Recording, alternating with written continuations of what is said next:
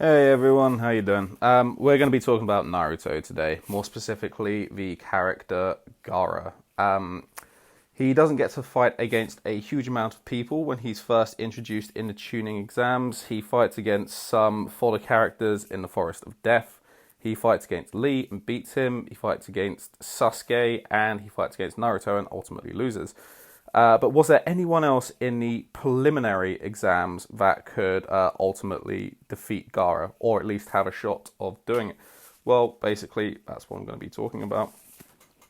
I've got a list of the people who were in the preliminary exam in front of me. I'm not going to be including characters who I think would be a waste of time talking about.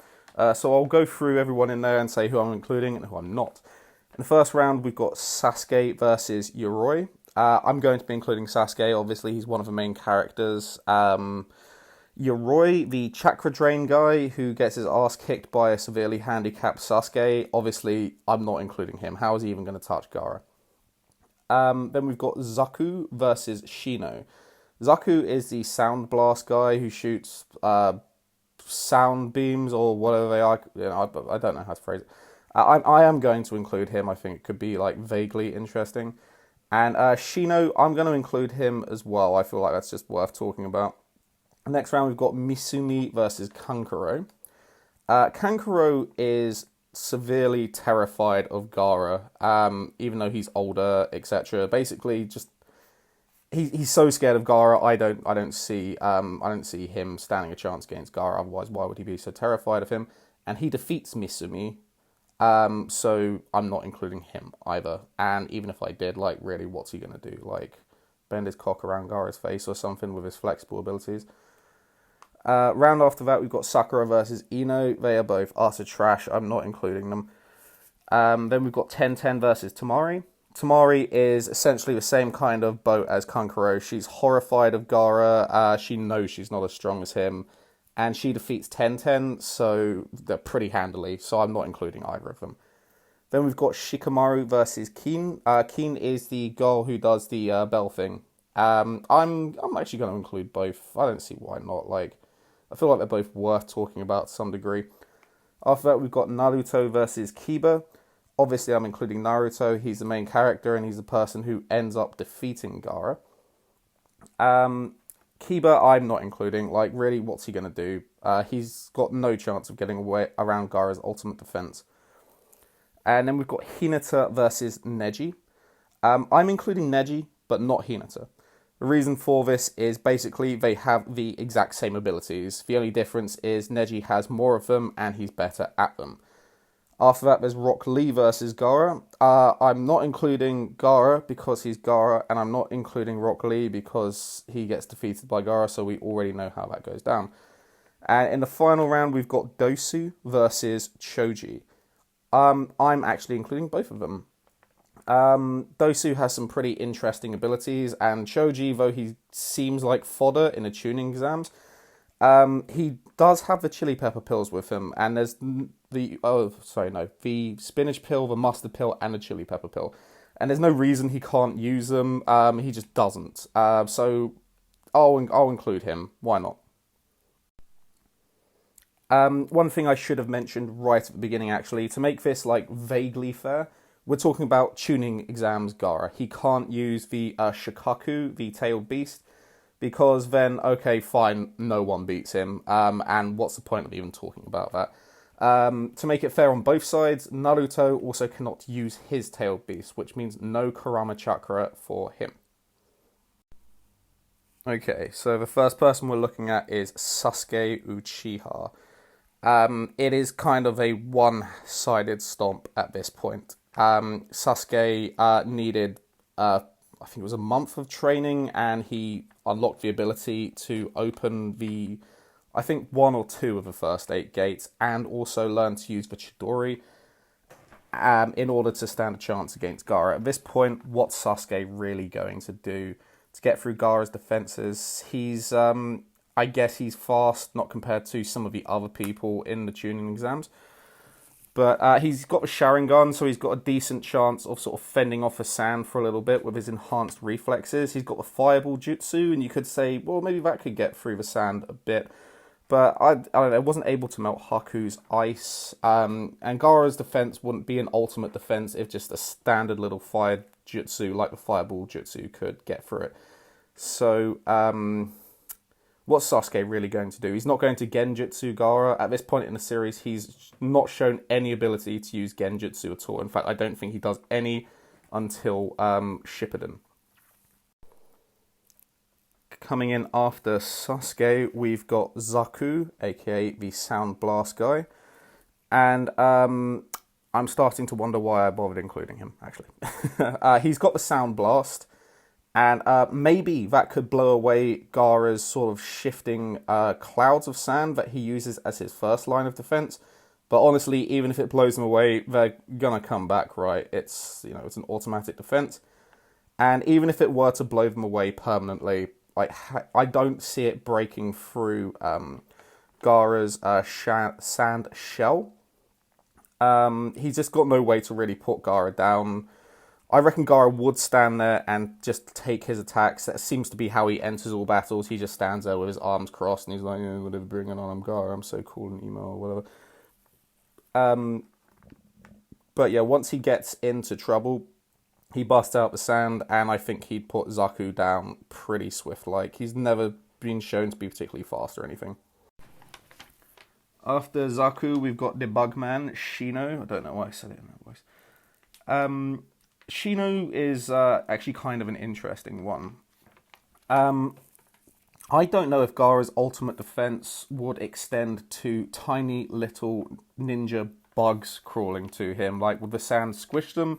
Would it notice them? It's an automatic defense, but can it see everything? I don't know. It was able to block against Rock Lee, who was, I think, faster than the human eye can perceive, but that may just be the way it's animated. Who knows?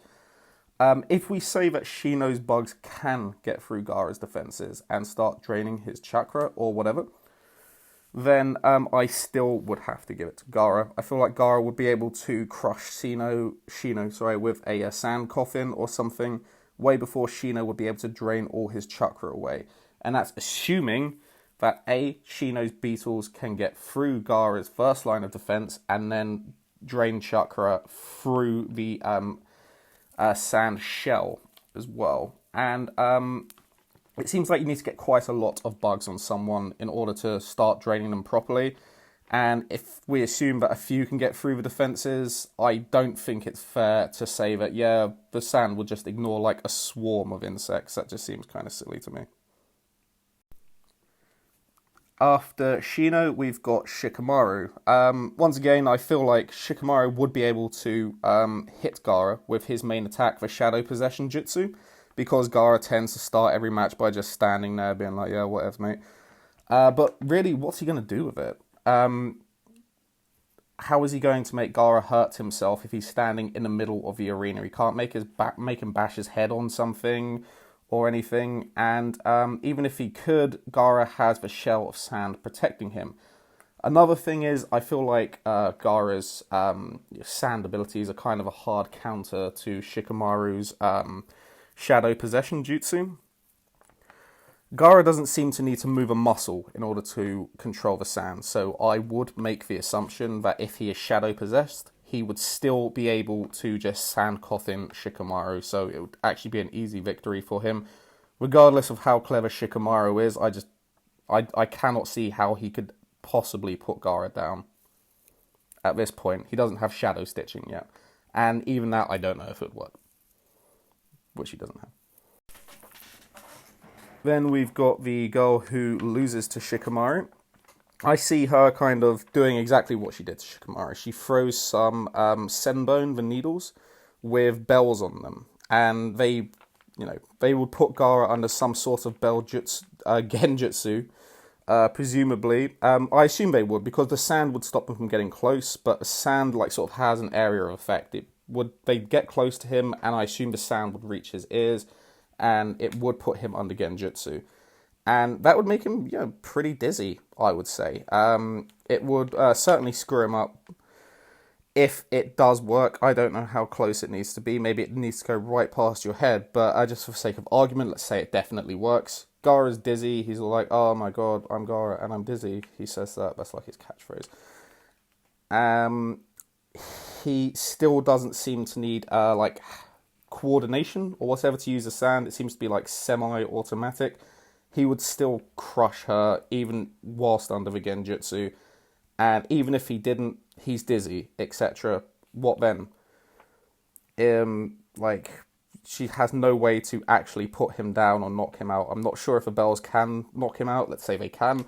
I still feel like as soon as he was actually under the effects of genjutsu, Gara would realise it and just crush her. That sand is fast as hell, mate. Up next, we have Naruto, who's actually the one to defeat Gara in the end, but can he defeat Gara here? With no QB chakra, but Gara also can't use his Shikaku. And it kind of seems like a one-sided stomp, but no, I don't think it is, actually. Gara would sort of do what he always does, stand there being, cool or whatever he's supposed to be doing. And he'd probably let Naruto try some shit out. And if Naruto manages to summon 2,000 clones, which he is capable of doing, he does it in the first episode without use of QB Chakra, how is Gara going to defend against 2,000 clones? Even a more advanced version of Gara couldn't defend against 2,000 clones. He got the absolute crap kicked out of him. So basically, if Naruto gets some kind of rage amp and he's able to summon 2,000 clones, it's game over for Gara. If he doesn't get that, then Gara stomps him.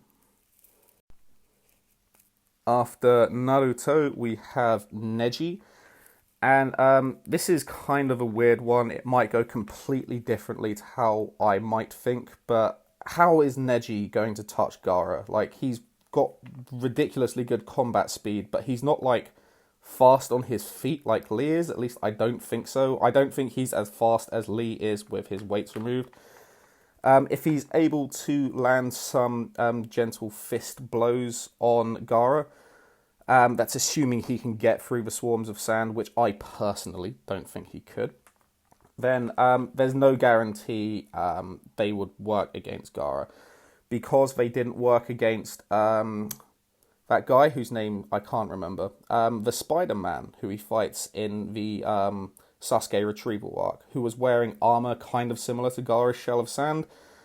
Neji does say that chakra-built substances are no match for his gentle fist, but I really don't see how Gara's sand shield is different to the shield that he failed to break through when he hit the Spider-Man with his 128 palms. So, first of all, I don't see Neji getting through Gara's sand clouds. Second of all, if he does, I don't think his gentle fist will work on Gara. And so yeah, I'll give this one to Gara as well. After Neji, we've got Dosu. And Dosu does fight Gara. He gets his ass handed to him readily, but he kind of gets killed by like a semi-summoned Shikaku, so that's not what we're talking about here.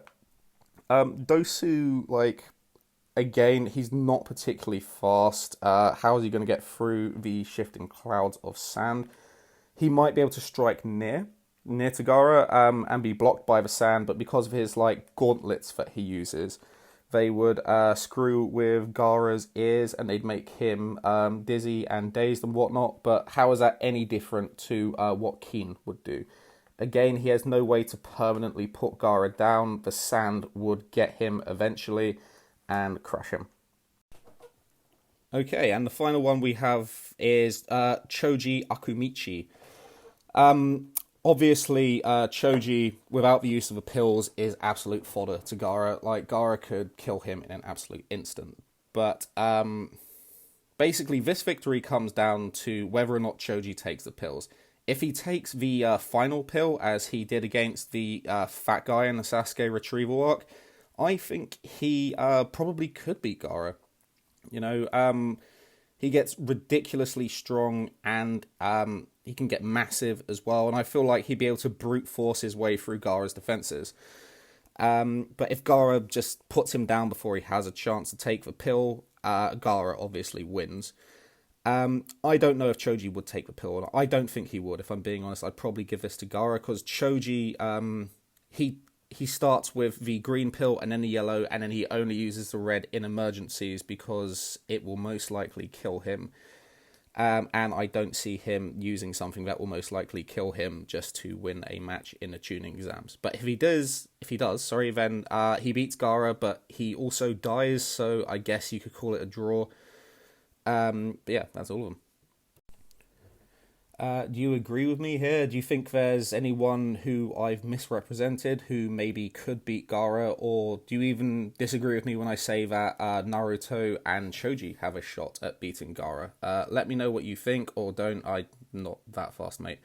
Have a great day and all that stuff. And I need a catchy ending. If you like and subscribe to my video, I will. I'll what's a nice thing to do? I don't know. I'll plant a tree and it will help the oxygen levels of the world. Bye, everyone.